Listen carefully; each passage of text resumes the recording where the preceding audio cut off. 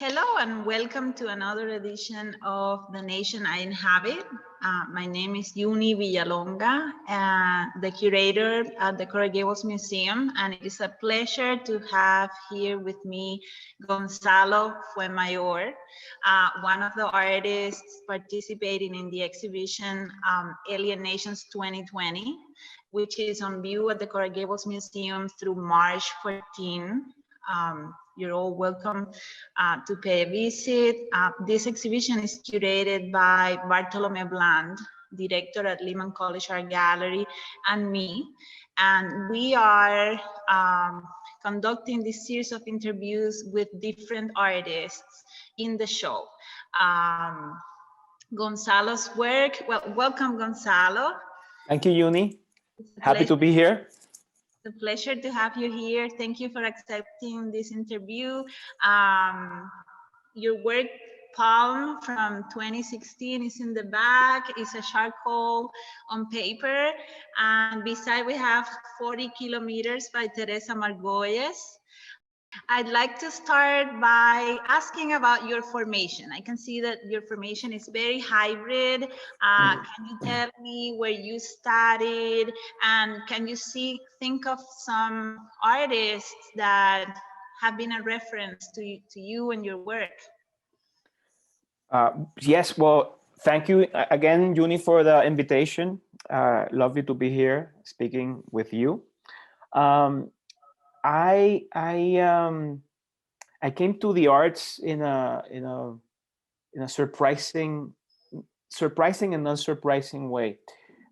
What I mean by this is I started school for business, and because I was interested in advertising. So I come from a family of chemical engineers, and I think at that moment in time, I had no relationship with art and what it meant to be an artist and so forth.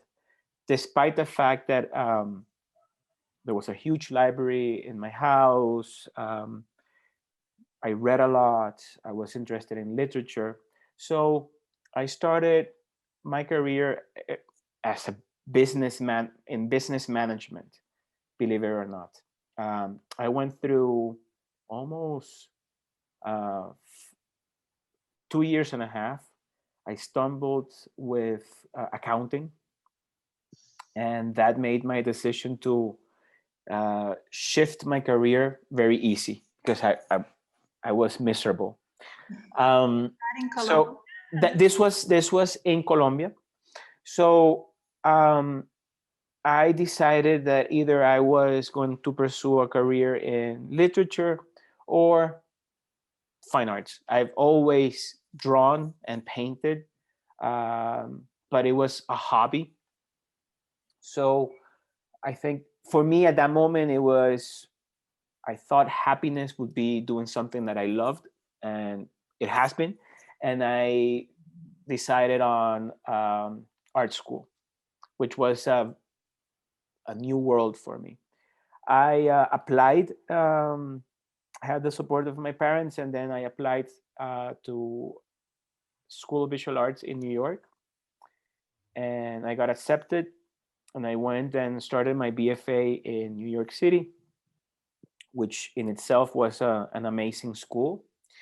And after that, I worked for a year at the Keith Haring Foundation in New York, and I applied a year later for a master's in fine arts in Boston.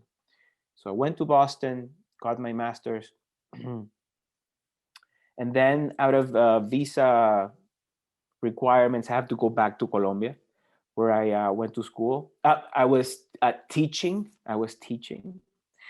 And then I met my wife, and I came back to Miami, and I've been living in Miami for the past 12 years. So it has been a lot of shifts, different cities and different ways of thinking and relating with art. And throughout my studies and being in different cities and being in different schools, I can't pinpoint a specific artist that that was particularly influential. I think there are many, many, many artists along the way that have fed into my thinking and creative process. Among those, I think Morandi, Giorgio Morandi has been very interesting. Giacometti, Alejandro Obregón, Colombian painter. Filmmakers, Kubrick has been a huge reference. And you know, I'm interested in many ways of in being influenced by many mediums. Like it could be music, it could be painting, drawing, literature. So I mean, I'm not sort of answering your question, but I am in a way. I'm saying that everything sort of has helped to mature this way of making art. Keith Haring was very influential as well. So I think during my formation as an artist, I've been more as a sponge. Trying to adapt and think about different ways of making art. I can see that array of influences, you know, from literature to the theater almost. I feel your work is very theatrical in a way, and I can see the how you employ many different symbols, the banana recently, but also the tropical nature. That is my next question. Can you talk about these symbols? Do you think you would have done the same? You would be doing the same work if you lived in Colombia? Absolutely not. I see the work. I see whatever I do as a constant self-portrait. So where I live, how I live, fit into the work constantly. I traveled. I had that physical distance with home, or our conception of home allowed me to rethink many many symbols or images that we take for granted. When I was in Boston, and in this was 1998, 2001, and I was among there were very few Latinos or students with Latin American backgrounds at school. So in a way, I felt, this is on me, that I was being exoticized. What does this mean? Oh, you're from Colombia, so do you sell drugs? What's Colombia like? Is it safe? If it's, are they gonna, kidnap you? So I had all of these sort of preconceptions that were falling on me without me having any way of negotiating them. So they were all cliches, and they were ways of understanding the other. Like, I'm from a Latin American background, I'm from Colombia, therefore I should be A, B, C, and D. And I was very aware of that performance that I was playing for the other. And this was a sort of an American public. I was feeling that I was performing anything that I did, let's say, I was painting at the time,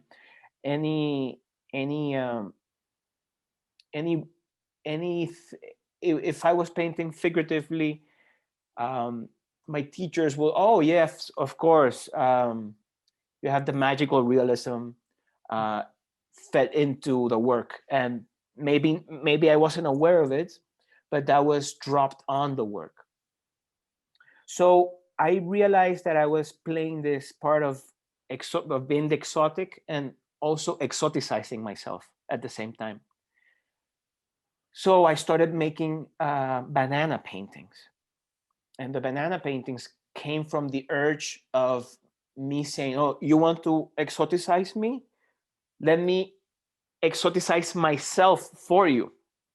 So I started making banana paintings, very colorful paintings, a lot of impasto, sort of taking all the cliches of the cultural expectations of color and feeding them into the work, using bananas as like they were huge paintings, large scale paintings of bananas. They were like still life, but they were like trying to um, have make a reference to a political situation back home. And I've always struggled with this, Juni, like who gets to speak for others? I'm a Colombian, so I had this whole history of um, very political Colombian artists that I admired, Doris Salcedo, um, among others, and said, okay, how can I be honest with this tradition of speaking out, um, but at the same time being honest with my distance from this whole situation. So the solution for me was painting bananas and working with the banana. I started making Victorian patterns uh, with the oxidation process of the banana, and the banana sort of allowed me to explore the power relationships between North and South, Europe and its colonies, uh, North and South America. And I became, through the banana became a vessel. So through the act of making Victorian marks or suggesting Victorian decorative patterns in bananas, I started to think about um, power and power relationships between nations. And this opened up a new door of decorative Rococo Victorian ornamentation. And that's been a constant in the work as well. Mm-hmm. So I was interested how the gilded uh, Baroque rooms sort of camouflaged all this, all of these power relationships with the colonies, and it was not seen in the spaces. So I was interested in where does this power come from. So the Baroque and Victorian ornamentation became a recurrent theme because I wanted to explore the relationship between these two nations, the one sort of providing the wealth and not being seen, and the one sort of showing its wealth, and but not allowing um, the conversation about how that wealth became accumulated. So, for instance, the work that is at the exhibition, you see the framing, the very ornate and ridiculous sort of framing and reframing of something as um, common and um, taken for granted as a palm tree. So if I don't know what's the ratio, but it's maybe a 40 by 60 drawing where everything is sort of it's very loud. It's a very loud drawing, and then one has to get closer to see this small palm tree being blown in the center of the image. So I'm always juxtaposing tropical, sort of this tropical flora um, within these spaces, Victorian spaces full of power. And for me has become a sort of a symbol of how to assimilate, how to perform in a place that it's not your own, and how one becomes an alien of some sort. Um, and it's there's always a certain clash between these two worlds. And I've used palm trees, I've used bananas, I've used these um, bananas. I've had a series of banana chandeliers as well. So it's always trying to create this tense negotiation between the past and the present, what is quotidian and what's exotic, and have these two images sort of clash and work off each other. How was that received in Colombia, if anything? Did you have any exhibitions there? Any feedback? Because that's interesting from that other perspective. Well, I didn't have much reaction in Colombia because I didn't show them.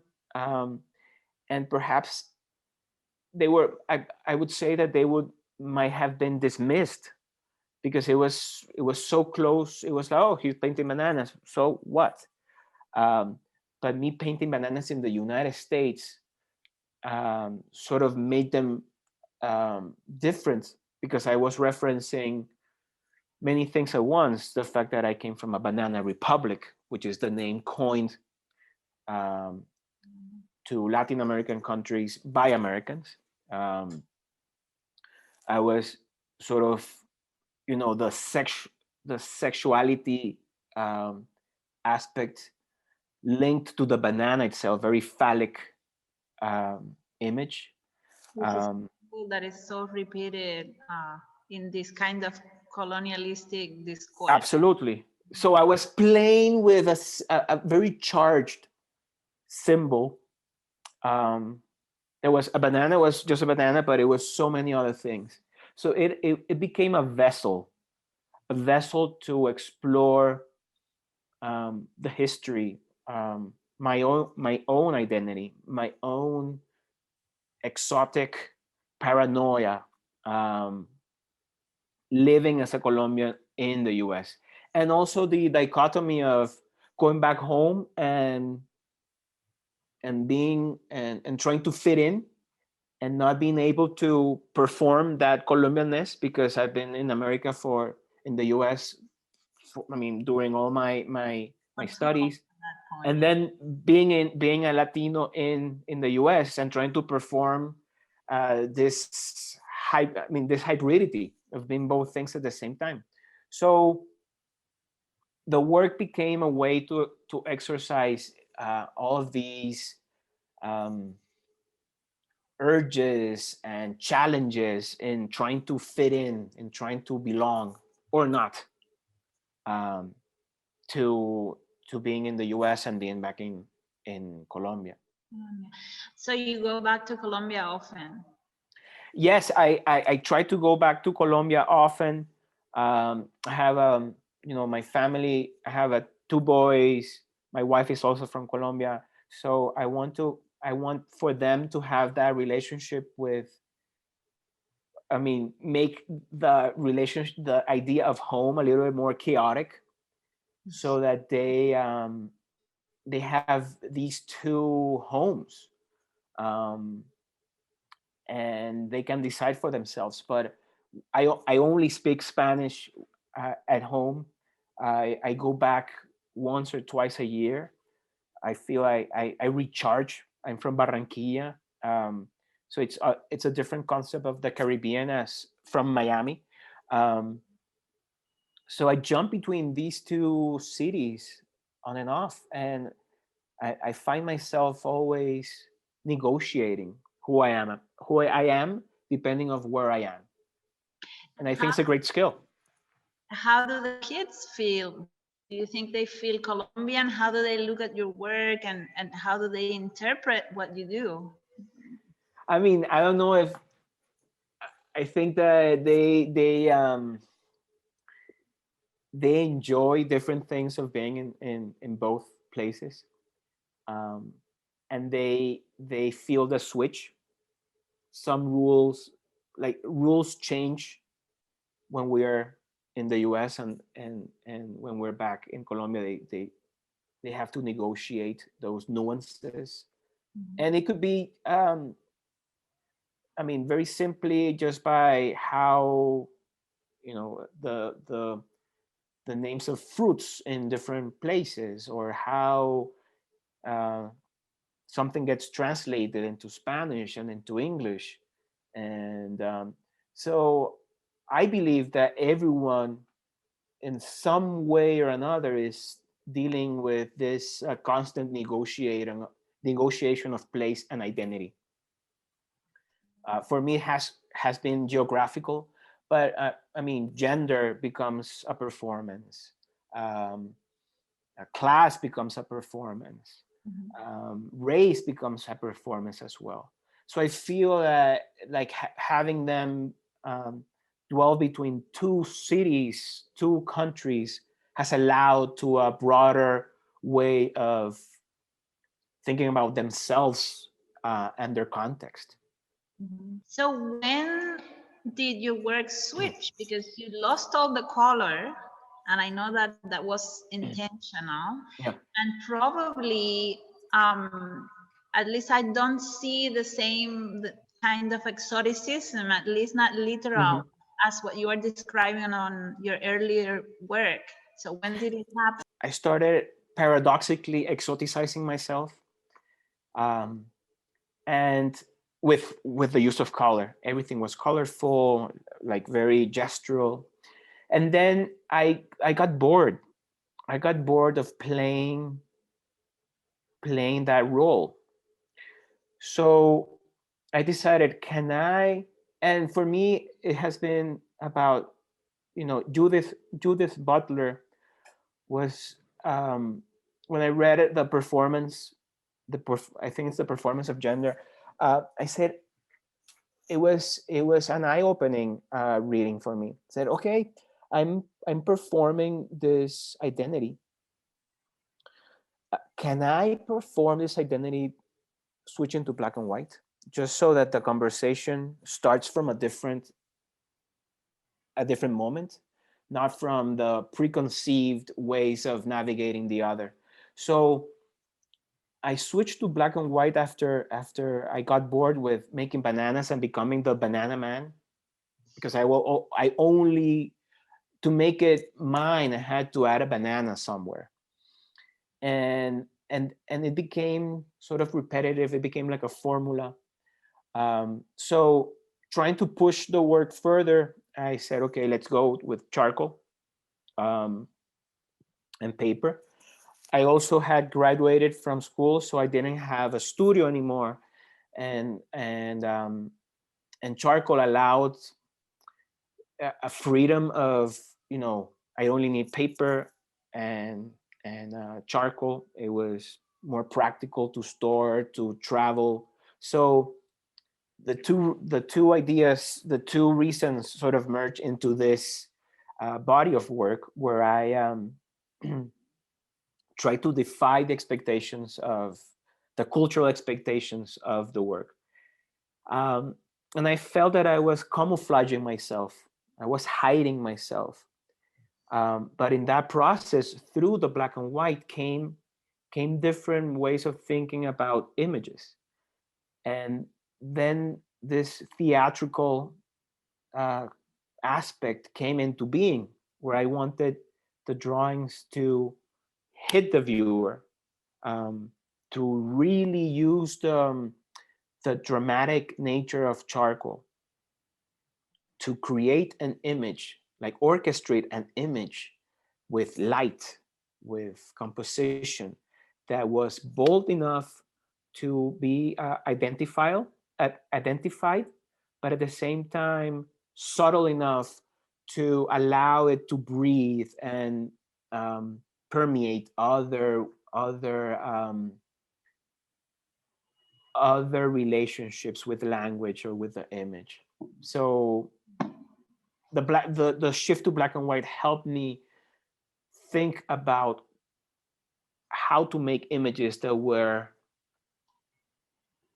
uh, in Spanish is imponente, that hit you in a Posing or striking, I would striking, that, so that it would the image, the way it was drawn would draw you in and it could be identified, but at the same time allowed for the image to, given the way it's portrayed, to allow more readings to come into place. So it's a very, very, very thin line between advertising and poetry that I've been dwelling between. That's beautiful. Um, so talking about the convenience also of the paper and charcoal and not having a studio, what happened during this past year with your work? Was it modified because of the pandemic? How did it influence your work? Well, there's a have to do a shout out for I have a show up at the moment at dot 51, and Congratulations, by the way. I have seen a lot of press and a great success. thank you. I invite you to go and visit, and it's open until March 15th. So, and it's called Palindromes. Mhm. And it's work done during the pandemic. Um, how has the work changed? Um, for me, I was able, I have a studio at Ulights, so I was able to go to my studio and work.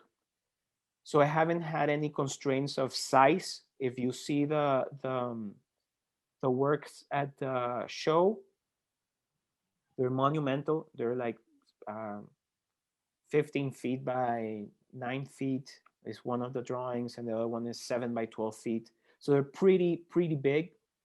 Um, and for me, the pandemic um, allowed for much more freedom with the imagery I've been using.